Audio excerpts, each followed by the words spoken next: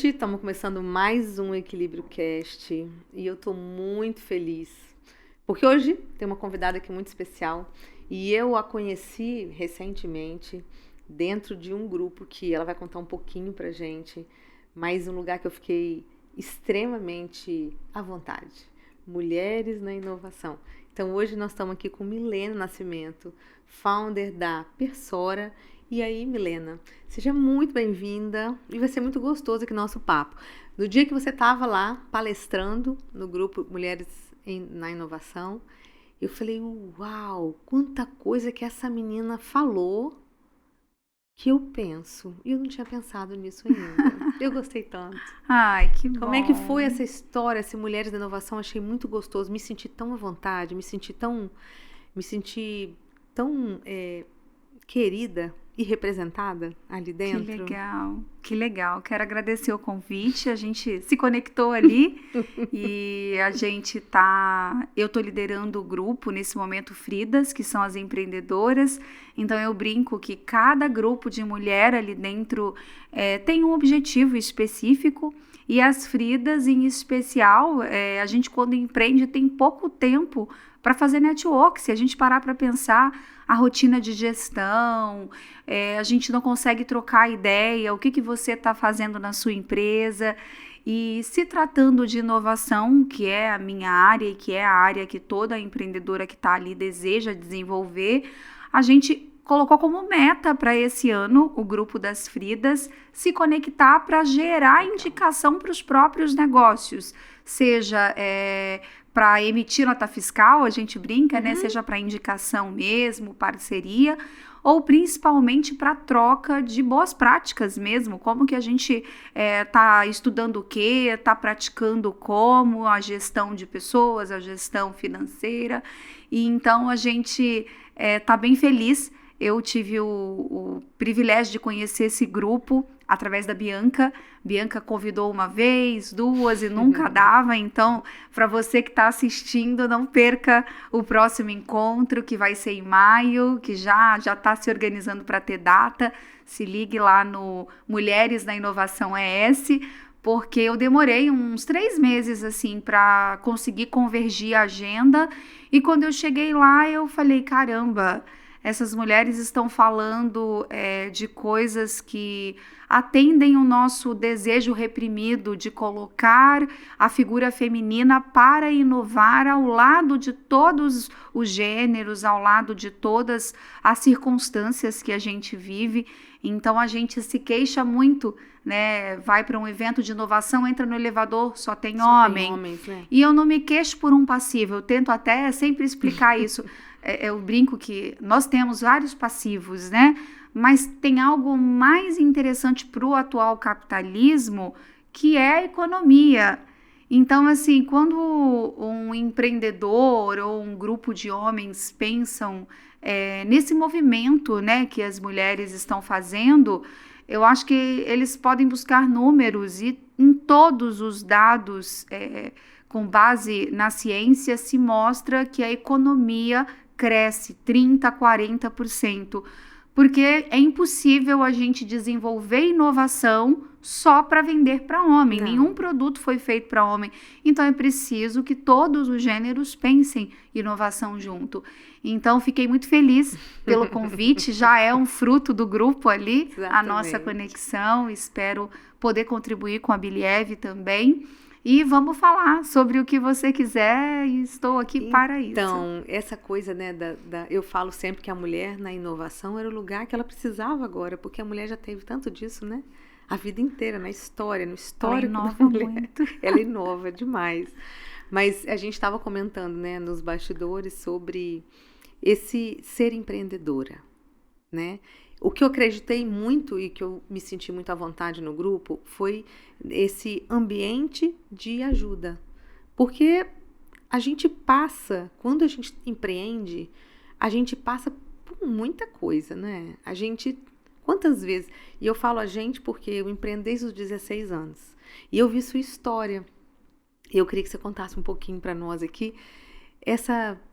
Você também empreendeu muito cedo, né? Sim. E assim... Às vezes as pessoas olham para o empreendedorismo acho não é pra mim, né? Eu prefiro uma CLT e tá tudo bem. Mas não existe nada muito romântico, né? No Não, empreendedorismo. Nada não, romântico. eu tive TOD, eu falo tive porque a gente, quando vira Sim. adulto, né, e por vários olhares ali, isso pode ser até algo mais sutil, mas vindo de um ambiente com a mãe bipolar tipo 1, que é bem grave ali, perto de uma esquizofrenia. Então eu era uma Oh, criança que fugia um pouco da regra, né? Eu brinco que não era a criança mais esperada, nem a mais comportada, nem a que tirava 10.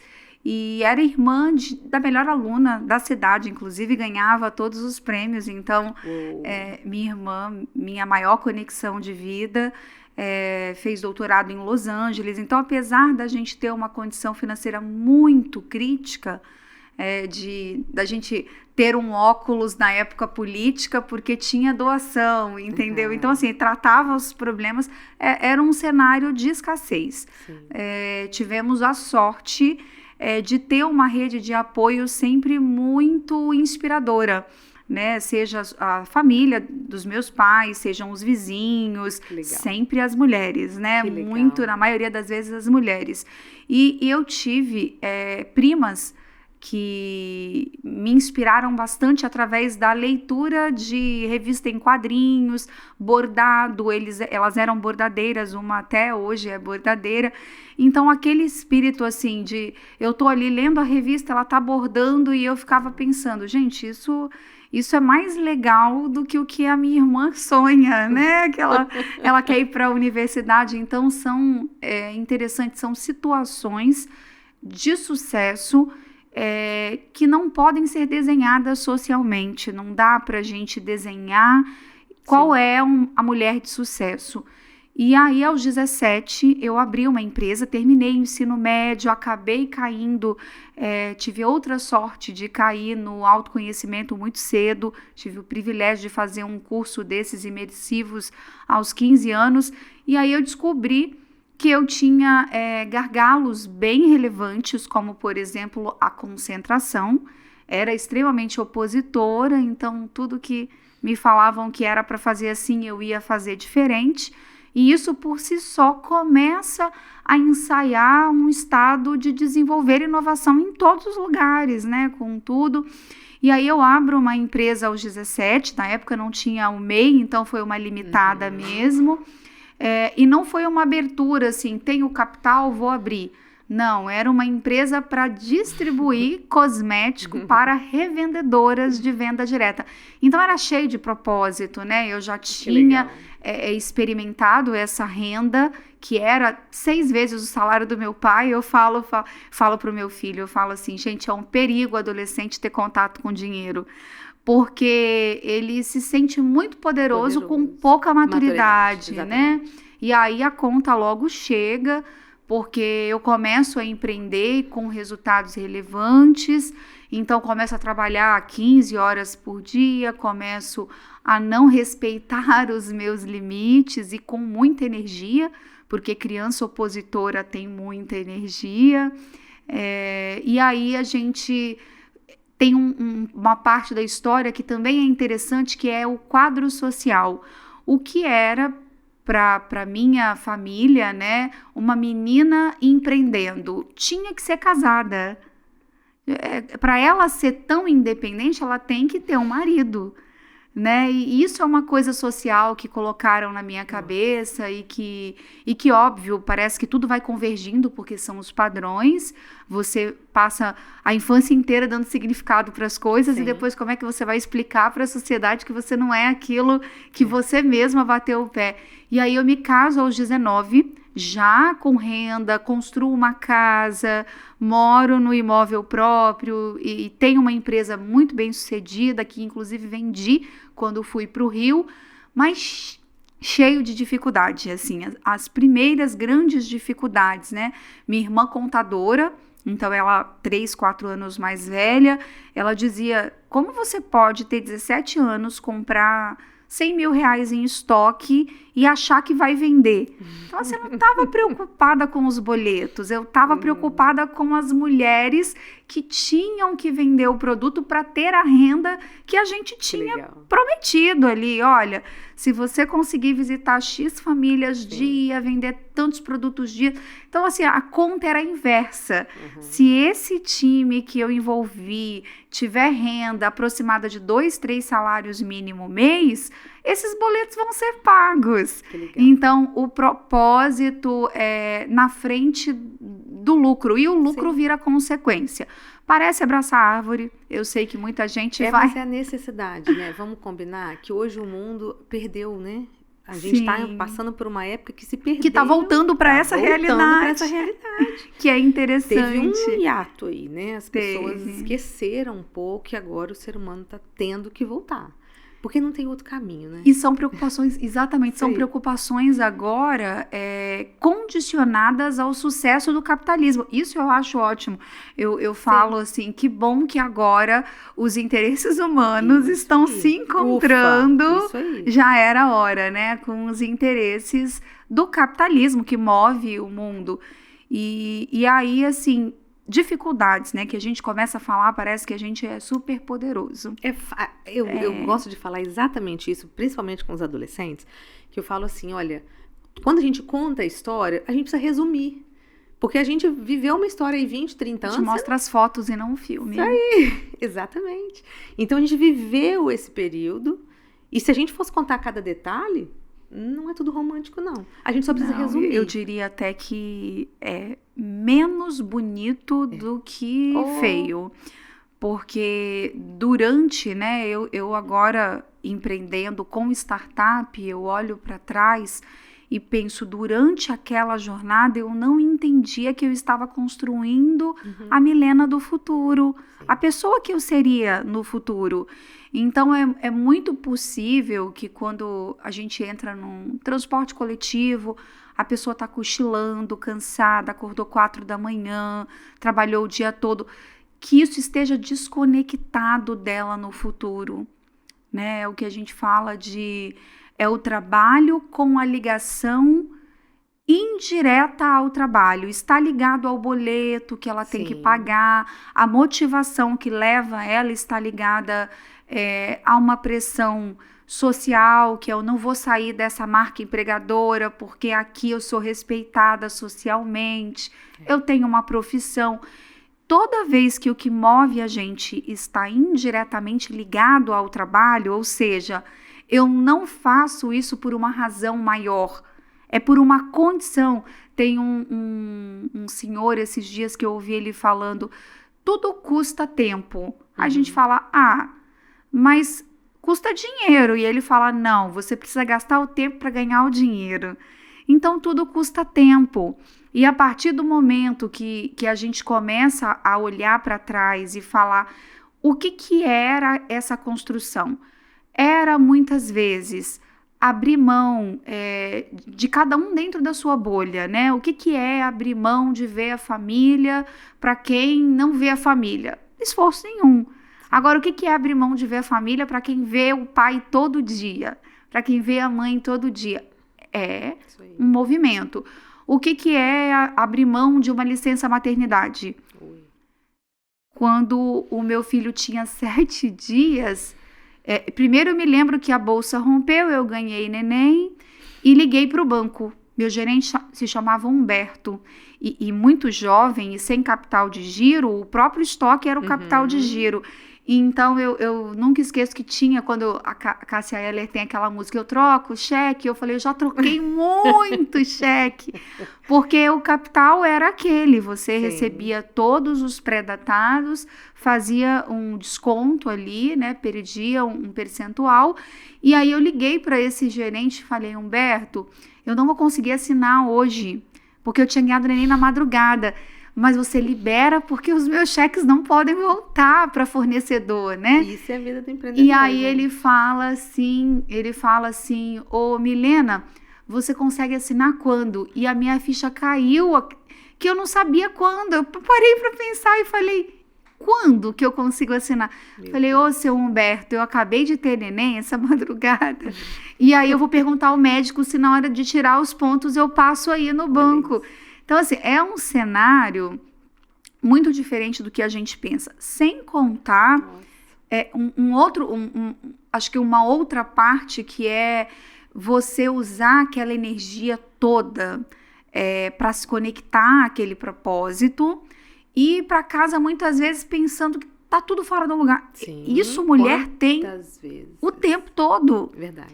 Eu não sou uma boa mãe, não sou uma boa esposa, não sou uma boa Culpa, né? filha, eu não sou uma boa profissional. E aí a palavra equilíbrio vem. Que equilíbrio é esse? Que até eu brinco, né? O perfil comportamental, ele tem 4 tipos, né? Ali no DISC. Aí alguém fala assim, o meu deu desequilibrado. E eu falo, vamos corrigir essa palavra Não é agora. isso aí. Né? O seu deu menos equalizado. Você Isso tem aí. mais comportamentos em um Isso tipo aí. de nomenclatura ali. O que é esse equilíbrio? Pois é. As pessoas falam muito, né, do equilíbrio. Você está contando aí essa história de quando você teve neném. Eu passei por algo muito similar. E as empreendedoras sabem do que a gente está falando. Uou. Eu tive... a minha primeira filha, ela já tem 20 anos, né? Eu, como te falei, desde os 16 empreendo. E nessa época, quando eu ganhei minha filha, eu estava ainda na comunicação social de uma agência de publicidade. E aí ganhei minha filha e tudo bem. Com 19 dias, não tinha jeito, eu tinha que atender um cliente. E aí foi a hora que a minha ficha caiu sobre esse estar em casa, né? Como fazer? Quando você é empreendedora, quando você é dona da empresa, e no começo é muito eu presa, né? Eu presa, eu que faço tudo. E minha ficha caiu. Eu falei, meu Deus. Aí vem a culpa, né? Vem a culpa de não dar conta, a culpa de ser uma péssima mãe. Mas eu vivenciei isso de uma forma muito, muito mais dolorida na minha segunda gestação. 3 anos depois, na minha segunda gestação, tava tudo certo. E assim, eu sou boa planejadora que sou, tudo organizado, o menino ia nascer 15 dias depois. E ele adiantou. Então, ele adiantou. 15 dias antes eu estava junto com um funcionário, a gente fazendo uma compra de material de escritório, porque eu sabia que 15 dias depois eu ia ter neném, então eu queria deixar as coisas todas organizadas, enfim. Aquele dia eu passei mal, fui para o hospital, só que o meu bebê ele estava entrando em sofrimento. Ele ficou 15 dias na UTI. Caramba. Nesses 15 dias que eu estava na UTI, eu trabalhei com marketing político, né? Então teve uma situação, eu era coordenadora do marketing político de uma determinada pessoa. E nesse dia tinha um material que eu precisava liberar. Não tinha escolha. Não tinha escolha. E eu estava no hospital. E aí eu falei, gente, olha só, meu filho, tipo assim, ó, meu filho só tá na UTI. Meu filho tá ali na UTI com infecção generalizada, entre a vida e a morte. Mas você pode vir aqui pra eu poder liberar, porque não tinha quem fizesse. E aí a ficha cai, né? Fala, meu Deus, fiquei 15 dias nessa situação, né? Da criança na UTI. Graças a Deus, 15 dias depois saiu. Hoje tem 17 anos, é um menino lindo.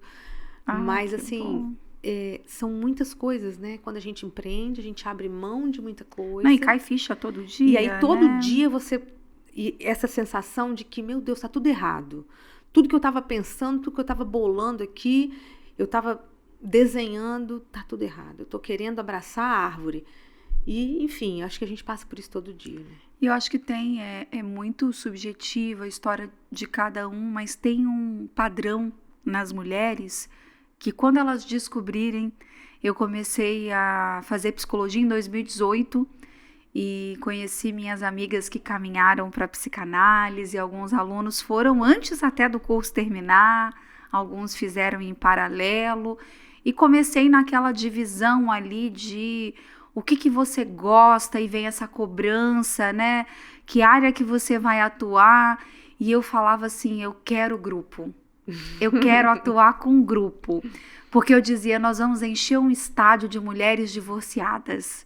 E um outro estádio nós vamos encher de mulheres que perderam filhos. E nós vamos encher um outro estádio de mulheres empreendedoras, de mulheres inovadoras, de mulheres que sofreram violência doméstica, porque a cura está nesse grupo que experiencia situações similares. E a gente só precisa de um mediador, né? A gente só precisa de alguém com habilidade mínima ali para trazer à tona o que tem em comum, qual é a conexão desse grupo. E o grupo é de uma potência, né? A palavra potência de ação, como diria Spinoza. Que potência de ação que a gente tem num grupo de cura quando a gente consegue viver a nossa situação a partir do olhar de alguém que entende parte ou tudo o que a gente está sentindo ou mais do que a gente sentiu, porque passou por uma situação ainda mais difícil. Então, quando fala da ficha cair, assim, a primeira coisa que me vem é mulheres, né? Independente da fase, não se isolem. Isso é da natureza humana. Em um momento de tristeza, você esconder. A gente estava falando antes de começar o podcast que a gente não mede esforços para postar um prato bonito, uma experiência bonita. Mas na nossa cultura latino-americana, principalmente, a gente tem um agravante, que nós não gostamos de ser avaliados. Então, a gente tem um nível, como disse o meu amigo, o João Gualberto, a semana passada eu estive com ele, um sociólogo, ele falou, o Brasil é o país vaselina, é o país da fofoca. E é verdade, e fofoca a gente fala nas costas, porque eu não vou na frente de uma outra mulher falar para ela, eu amamentei mais tempo. Olha, eu achava que você devia ficar numa licença maior. Então, assim, a gente precisa reduzir esse julgamento para abrir as portas dessa rede de amparo. E é engraçado que quando você é rede de amparo para alguém sem julgamento, você encontra a sua rede de amparo.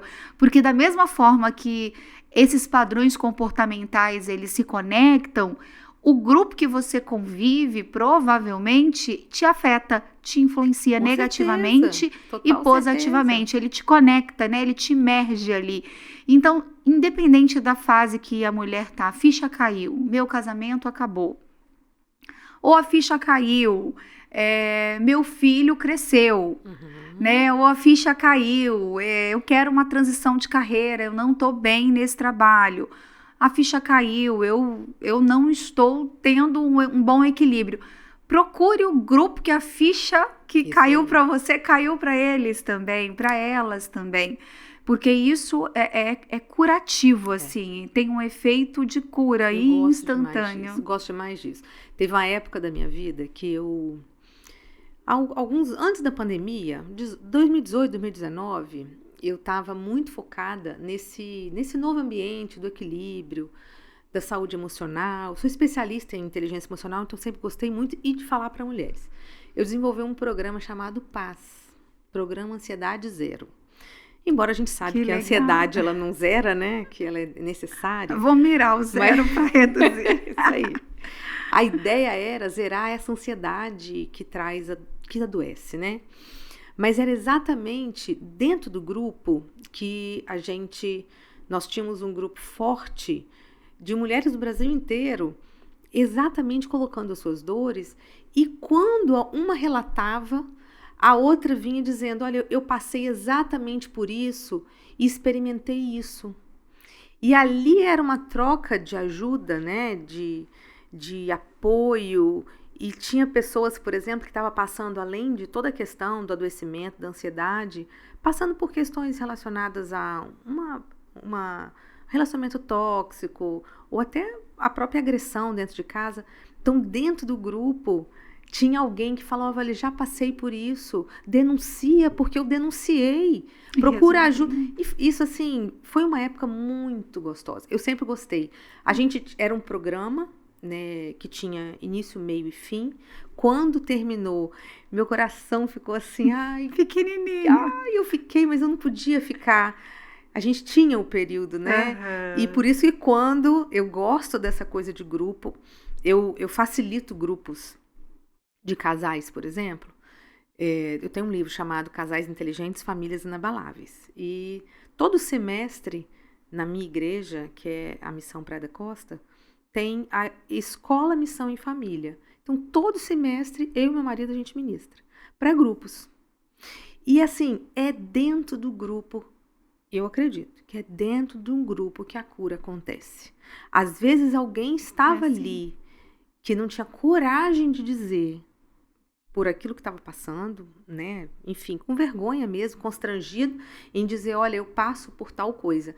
Aí tem alguém mais corajoso dentro do grupo que fala, gente, Representou ela. Eu preciso de ajuda porque eu estou vivendo isso. Aí chove de pessoas.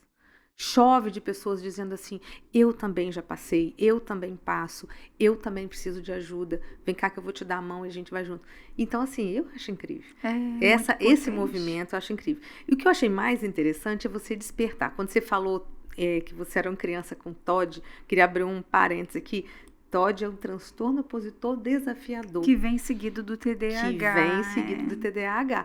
E assim, não é romântico, porque a criança, né, opositora, ela é enérgica, ela é dita uma criança difícil, né? A gente fala, né, que as crianças temperamentais vão de 8 a 80. Sim, uma criança com TOD vai de 8 a 8 mil. É, isso aí. Então, ela não lida com nenhuma frustração. Nossa, nenhuma negação. Então, o equilíbrio... Isso aí. Para mim é incrível. Muito desafiador. E isso é mostrado no meu perfil, porque a partir do momento que de 4 letras eu tenho quase 90 em 2, isso mostra a potência e, ao mesmo tempo, a dificuldade de conseguir usar o ponto forte.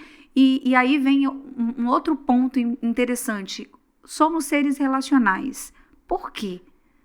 Porque o nosso ponto cego com alguém idêntico a gente ou a gente sozinho, ele fica ali. A partir do momento que eu estou junto num grupo com outras pessoas, o nosso ponto cego diferente e a gente consegue não multiplicar o ponto cego. E isso é muito forte porque quando a gente pensa, né, vamos falar do mal-estar. A sociedade, a gente nasceu para lidar com o mal-estar. A angústia, né? A angústia é parte da vida. E aí vem a geração Z, que a gente tem falado muito. Eles são a minha esperança de um mundo melhor, a nossa esperança. Então, eu quero estar muito perto deles, assim, é um grupo que eu tenho, eu falo que eu tenho uma facilidade de aproveitar o superpoder que eles têm, porque eles são muito mais ágeis do que a gente, eles são muito mais sagazes, eles têm uma facilidade, eles são menos egóicos, isso daí também me agrada muito, saber que o mundo está caminhando para esse retorno do pêndulo ali, né, que veio de pais muito autoritários para a liberdade total e agora a gente está encontrando um ponto de equilíbrio onde eles se tornam autorresponsáveis. Mas eles não se mostram parecidos com a gente, isso desconforta muito os baby boomers, principalmente, os Ys ali, e aí a gente para analisar o que essa geração tem de super poderoso para esse mundo novo aqui que a gente vê nascendo. O propósito. Eles estão muito mais preocupados com o porquê, o tempo todo. Por que você não... E o Todd me trouxe muito porquê. Por que não? Vai sim, não pode. Pode sim, por que não? Então, como é que você fala não para alguém com Todd? É melhor você falar sim para ela tentar falar não, né? É muito desafiador. Então, eu acredito que esse mal-estar, ele vem ainda muito separado da vida. E toda vez que a gente separa o mal-estar da vida, que a gente se esquiva de sentir ele, a gente está falando para a gente mesmo, para um padrão nosso, que é um fracasso sentir aquilo.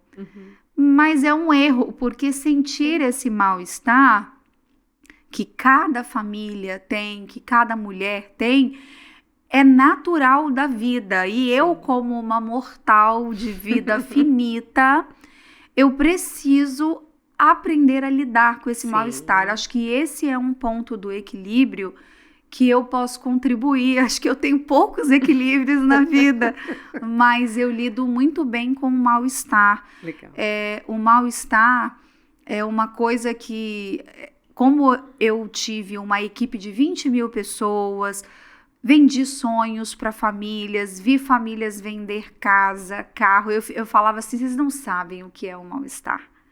Mal-estar é você vender o sonho para uma pessoa quando ela começa uma transição de carreira, Sim. um empreendimento, ela não tem toda a maturidade ou todo o desenvolvimento e você foi a pessoa que ela confiou aquilo. Nossa. Então você precisa criar ambiência dentro da janela da vida dela. Pode ser uma janela da juventude, uma janela de uma mulher já de 40, de uma mulher de 60. Então, eu lidei com esse mal-estar de eu preciso desenvolver essas pessoas. Eu preciso, Legal. ao menos, criar essas oportunidades. E eu preciso aprender a criar esses combinados, esses contratos, porque quando eu cheguei no Rio, o Rio de Janeiro tinha, se eu não me engano, 3 centros de distribuição. Eu abri 50. Então, assim, 50 centros de distribuição seria 50 milenas no interior do Nossa. Espírito Santo, dando oportunidade para milhares de pessoas. Então, era uma responsabilidade muito grande para uma menina muito imatura. E você não tinha nem 20 anos, né?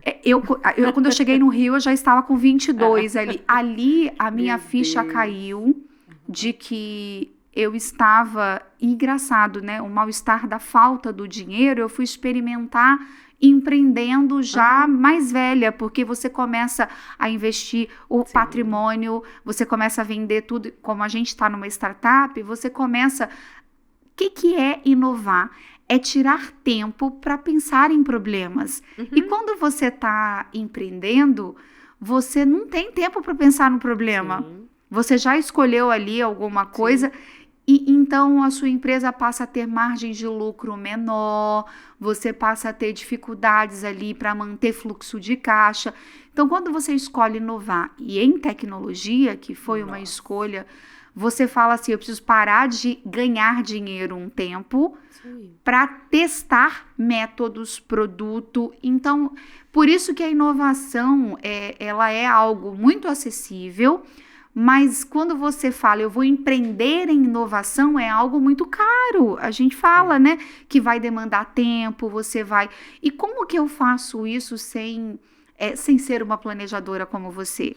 Em grupo, eu faço isso encontrando sócio, encontrando as pessoas complementares, as parcerias. Então, lidar com o mal-estar, eu acho que é o que eu posso deixar. Não separe ele da vida. Sim. Abrace a notícia ruim. Eu falo que eu adoro o problema. Sim. Eu adoro a mensagem ruim. De resolver, né? Não, e a mensagem ruim, quando chega alguém falando, Milena, deu tudo errado. Eu falo, ai, que bom que já deu errado. Tipo assim, agora tem que dar certo. Vem cá, me conta o que deu errado. É muito importante abraçar. E a gente tem mania de jogar para debaixo do tapete as coisas, o mal-estar, as coisas ruins, né? Tristezas, né? A tristeza. Eu sempre falo isso. Toda emoção desconfortável, ela tem junto a ela um aprendizado, né? A gente tem muito a aprender com aquela sensação, com aquele momento, com aquilo que está acontecendo, como que a gente lida a partir a partir do mal-estar, a partir da perda, a partir do desconforto. Eu acho isso muito incrível. Eu realmente acredito que o equilíbrio está nisso. O equilíbrio não é a vida perfeita, sem altos e baixos. Não existe. Não existe. Né? Tem uma fala muito, muito batida que fala do coração, né? Quando tá lá o coração. É boa, eu gosto boa, dela. Né? O pessoal fala isso, né? O coração. Se ficar linear, morreu. Se ficar linear, a gente morreu. Então, assim, faz parte. Que bom a gente poder ter problemas para falar, peraí, como que eu vou ter oportunidade de fazer algo para resolver, para entregar um resultado? Poder dar a mão para outras pessoas e falar, vem cá, como é que a gente pode desenvolver isso aqui junto? E eu tive, assim, a grata surpresa nesse grupo né, das mulheres da inovação do Espírito Santo, encontrar pessoas que foram minhas coaches no passado. Ah, que legal. E que agora, depois do grupo, né, que a gente se encontrou agora há pouco tempo, a gente voltou a sonhar algumas outras questões que foram levantadas um dia e não foram concretizadas, não tinha um ambiente, né, próprio para isso. E agora temos um ambiente para dizer assim, podemos pensar em algo para o futuro, fazer junto. Sim. Ah, você tem uma expertise, como eu é tenho que você outras. se desenvolveu ao longo da vida? A gente não se vê há quanto tempo, e aí... Que delícia! Não, eu encontrei uma professora, tá até na minha rede social, eu lá falando de Rogers, coloquei uma frase de Rogers, né? Eu preciso me conhecer para depois conseguir me aceitar. Tem muita gente que nem se conhece, mas quando você consegue começar a se conhecer, você ainda vai para uma nova etapa que é desafiadora, que é se aceitar como você é. E se você superar essa segunda etapa, você vai para o desenvolvimento, que aí você consegue realmente se desenvolver. E eu brinco que tem uma quarta fase, que é o mútuo, desenvolvimento mútuo, que seria o mundo ideal, que é quando eu crio um ambiente para você se desenvolver. E aí terminou a reunião, ela veio falar comigo e eu falei, ela deu aula para mim em 2018, eu falei, essa vozinha, esse jeitinho de falar, eu procurava aquele adesivo e não achava. E aí ela falou, vim te falar que eu quase caí da cadeira quando você falou de Rogers. Eu falei, Joelma, minha professora de filosofia, a melhor experiência que eu falei, me fez amar até Schopenhauer. Uau. Eu falei, ela é maravilhosa. Então, assim, olha o que o encontro das mulheres na inovação guarda pra gente, né? Guarda pra você que ainda não faz parte. E que, lógico, vai lá no Instagram, lê, procura como que o grupo funciona, se tem alguma coisa que você está buscando ali, porque a gente não está buscando volume sem propósito. Se tiver conexão, fit, o grupo tá lá e vai ser bem-vinda. Toda mulher que quer fazer diferente, que quer ajustar alguma sintonia ali profissional. Muito bom. Bom, eu convido, né, para você que ainda não está, para ir lá, para dar essa olhada, vir para participar, vir para um evento, às vezes, né? Sim. Chegar para um evento, porque o ambiente está propício, o tempo está propício a isso, né? Nós estamos vivendo uma era que eu sempre acreditei muito em parceria, nós estamos vivendo uma era desse mútuo. Eu gostei muito dessa sua colocação. É necessário isso. A gente não nasceu para estar só. Né? Independente das nossas relações, a gente não nasceu para estar só. E equilíbrio, para mim, é buscar trazer para as lacunas aquilo que pode me ajudar a resolver. E por isso que fiquei tão à vontade e senti assim, tanta vontade de trazer você aqui. Que eu quero legal. te agradecer. Poderia ficar aqui conversando horas, gente, várias coisas pra gente falar, mas eu quero poder ter você aqui em outro momento, pra gente falar de outras coisas. Sim. Mas foi muito bom ter você aqui, trazendo esse olhar, principalmente esse olhar do propósito, né? Que é onde verdadeiramente parece que o mundo entendeu, né? Faz sentido, Eu agradeço, Karine, assim, eu brinco que o mundo tem muito mais conhecimento fora da gente do que dentro. E nós somos produtivos, nós estamos construindo conhecimento agora numa velocidade como nunca antes. E a única forma da gente continuar produzindo e praticando, porque não adianta a gente só produzir o conhecimento, é a gente se juntar mesmo. Eu só consigo ver um ficando expert, a gente brinca, né? A gente pode ler 10 livros juntos, cada um lê um e a gente faz encontros para discutir sobre o que te transformou naquele livro. Talvez eu não vou conseguir ler os 10, mas eu vou conseguir ter acesso a algo de 10 livros em um encontro. Então, essa coisa da informação estar exponencial, para quem tem empresa, eu falo, não tenha medo de se juntar ao outro. Esse é o único caminho da gente dar conta de continuar sendo esponja, de continuar se moldando, se encharcando das oportunidades. Eu acredito no mundo abundante, fico tentada a aceitar todos os convites. Meu sócio e minha equipe falam, você tem outra agenda. E eu falo, gente, eu não sei como eu falei com a Karine, eu nem conhecia a Karine. Aí eu parei para pensar, falei, gente, eu vou lá conversar com a Karine. A Karine me convidou e minha vontade é tão grande de compartilhar. Que é realmente genuíno, e eu espero que tenha ficado alguma coisa para quem vai escutar. Não tenho dúvida. E a gente vai se ver no grupo das mulheres, e quem mais quiser se juntar, gente. Isso aí, vai ser um prazer. Gente, pena que está acabando, a conversa aqui está muito gostosa, mas a gente hoje teve a oportunidade de conversar com a Milena Nascimento, founder da Persora. E, Milena, muito obrigada. E a gente se vê em breve dentro do grupo, porque eu estou tão à vontade, então Nós estamos à vontade no grupo. Muito obrigada, minha querida. Que bom. Até já.